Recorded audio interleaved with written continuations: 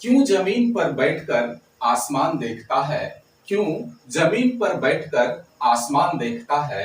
खोल अपने पंखों को, खोल अपने पंखों को, ये जमाना उड़ान देखता है। नमस्कार, मैं हूं भास्कर और आप देख रहे हैं मेरा YouTube चैनल। मेरे चैनल पर आप सभी मित्रों और छात्रों का एक बार फिर से भव्य स्वागत है। मित्रों, आज मैं 11वीं 12वीं में पढ़ने वाले इंटर के उन छात्रों के लिए एक खास इंफॉर्मेशन लेकर आया हूं जिन्होंने भूगोल को एक वैकल्पिक विषय के रूप में रखा है।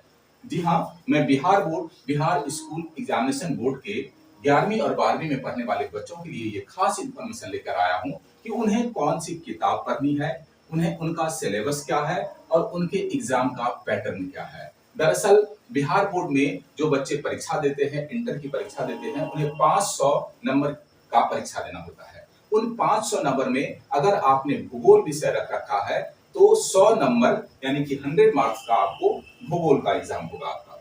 ठीक है, अब हमें यह जानना है कि हम जब 11वीं में भूगोल विषय को चुनते हैं तो हमें कौन कौन सी किताब पढ़नी है, हम जब 12वीं में जाते हैं तब हमें कौन कौन सी किताब पढ़नी है, हमारा सिलेबस क्या है और हमारा एग्जाम पैटर्न क्या है। अगर हम इसे जान लेते हैं तो हमें 100 में 100 नंबर लाने में सुविधा होती है। आइए जरा इसे गौर से देखें और थोड़ा सा समझने की भी कोशिश करें। देखिए, मैंने आपको बताया है कि पहले बुक की मैंने चर्चा करी है।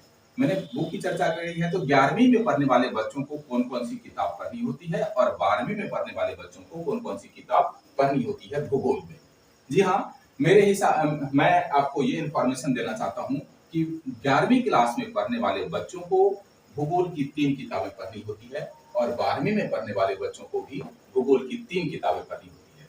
चलिए सबसे पहले बुक 1 की चर्चा करते हैं। जो 11वीं क्लास में बच्चे एडमिशन लेते हैं उन बच्चों को पहला जो बुक है उनका वो है भौतिक भूगोल के मूल सिद्धांत। दूसरा बुक है भारत का भौतिक भूगोल और तीसरा है प्रायोगिक प्रैक्टिकल ज्योग्राफी। 12वीं में जो बच्चे पढ़ते हैं उन बच्चों को एक पहली किताब है उसका नाम है मानव भूगोल के मूल सिद्धांत और दूसरी किताब है उसका नाम है भारत लोक और अर्थव्यवस्था और तीसरी किताब का नाम है प्रायोगिक भूगोल।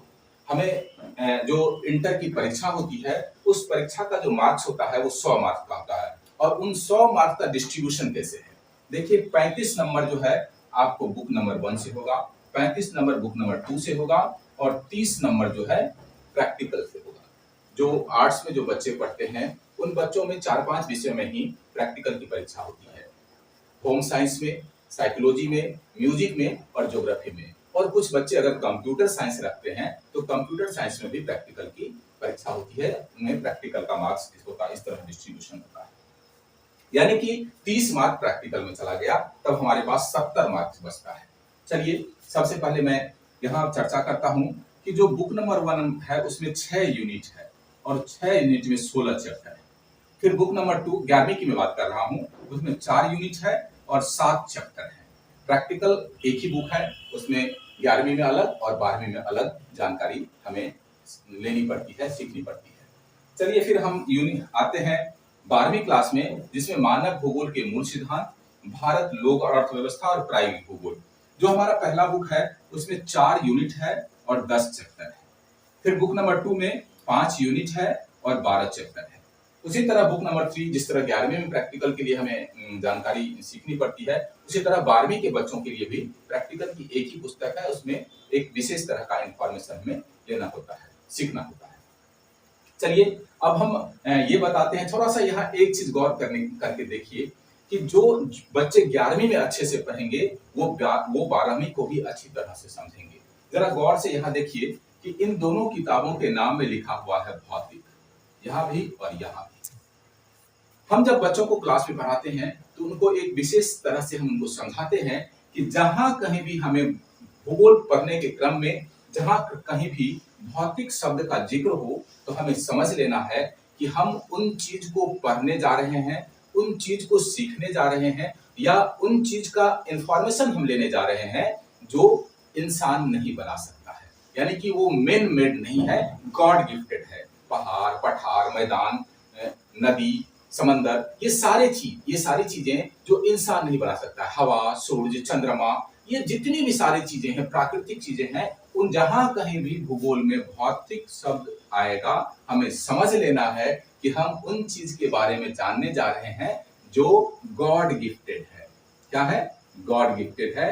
वो इंसान नहीं बना सकता है। हवा इंसान नहीं बना सकता है, सूर्य इंसान नहीं बना सकता है, पृथ्वी इंसान नहीं बना सकता है, पहाड़ इंसान नहीं बना सकता है, मैदान इंसान नहीं बना सकता है, तालाब इंसान बना सकता है लेकिन झील इंसान नहीं बना सकता है, नाला बना सकता है, नहर बना सकता है लेकिन नदी नहीं बना सकता है। मेरे कहने का मतलब ये है कि हमें 11वीं क्लास में भौतिक भूगोल के मूल सिद्धांत इसमें पढ़ना क्या है? हमें भौतिक इस दुनिया के बारे में पढ़ना है, इस पूरी पृथ्वी के बारे में पढ़ना है कि इस पृथ्वी का जन्म कैसे हुआ है, सौरमंडल के बारे में पढ़ना है और उनसे रिलेटेड इस हमारे पृथ्वी के अंदर में क्या है, internal structure of the earth के बारे में, यानी कि पूरे के पूरे चीज जो है पृथ्वी के बारे में पढ़ना है। दूसरा, हमें भारत की भूमि के बारे में पढ़ना है कि भारत का जो नेचुरल फीचर्स है, भारत का जो प्राकृतिक स्वरूप है वह कैसा है, उसको हम जानते हैं। फिर प्रैक्टिकल होता है। जब हम 11वीं से 12वीं में जाते हैं तो हम मानव भूगोल के मूल सिद्धांत पढ़ते हैं। देखिए, यहाँ मैंने पृथ्वी को जाना और यहाँ पृथ्वी पर रहने वाले इंसान को पढ़ने जा रहे हैं। फिर उसी तरह मैंने भारत का भौतिक भूगोल पढ़ा, भारत की भूमि के बारे में जाना, भारत के भौतिक स्वरूप को जाना कि भारत में कहाँ स्थलाकृति को जाना, तब हम यहाँ भारत में रहने वाले लोग और उनकी अर्थव्यवस्था में के बारे में जानते हैं 12वीं क्लास में। फिर प्रैक्टिकल ज्योग्राफी है जिसमें आंकड़ों के बारे में, कंप्यूटर के बारे में तरह तरह की चीजें होती हैं, उसे हम जानते हैं, उसका जिक्र हम बाद में करेंगे। अब हम यहाँ आते हैं कि जो 12वीं की परीक्षा होती है, इंटर की परीक्षा होती है, उसमें 100 नंबर की जो परीक्षा होती है उसमें 30 नंबर प्रैक्टिकल का होता है। तो शेष कितने बच गए? 70।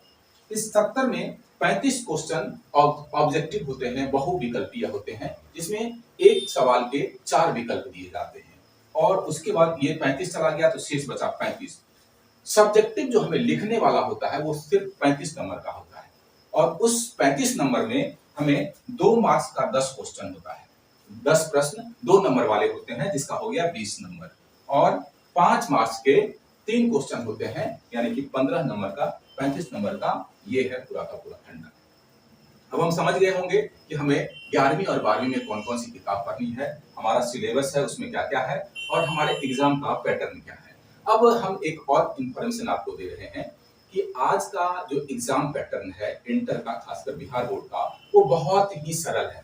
कोई भी बच्चा कम मेहनत करके भी अधिक नंबर ला सकता है, कम मेहनत करके भी पूरा का पूरा 100% मार्क्स ला सकता है। उसके पीछे का रीजन ये है कि अब बच्चों को ओमिट करने का ऑप्शन होता है। आपको 35 नंबर का जो ऑब्जेक्टिव होता है उसमें 70 क्वेश्चन दिए रहते हैं और उन 70 क्वेश्चन में से हमें मात्र 35 सवालों का जवाब देना होता है। उसी तरह ये जो 2 नंबर का 10 क्वेश्चन होता है उसके लिए हमें 20 विकल्प दिए जाते हैं और उन 20 विकल्पों में केवल 10 का जवाब हमें देना होता है। फिर ये 5 नंबर का जो क्वेश्चन होता है 5 मार्क्स वाला 3 सवाल, उसके लिए हमें 6 सवाल दिए जाते हैं और केवल 3 सवाल का उत्तर हमें। देखिए, मुझे लगता है कि ये इंफॉर्मेशन आपको बहुत काम आएगा और इस सेशन को हम यही विराम देते हैं। लेकिन 11वीं और 12वीं के बच्चों को एक इंफॉर्मेशन ये भी देना चाहता हूं कि आपके लिए मैं चैप्टर वाइज हर एक चैप्टर का विस्तृत जानकारी आपके सामने सरल तरीके से पेश करूंगा। हमें उम्मीद है कि मैं आपके भरोसे पर खरा उतरूंगा। अगर मेरा ये वीडियो आपको पसंद आएगा तो आप उसे लाइक, सब्सक्राइब और बेल बटन को भी दबाएंगे। चलिए, तब तक के लिए नमस्कार।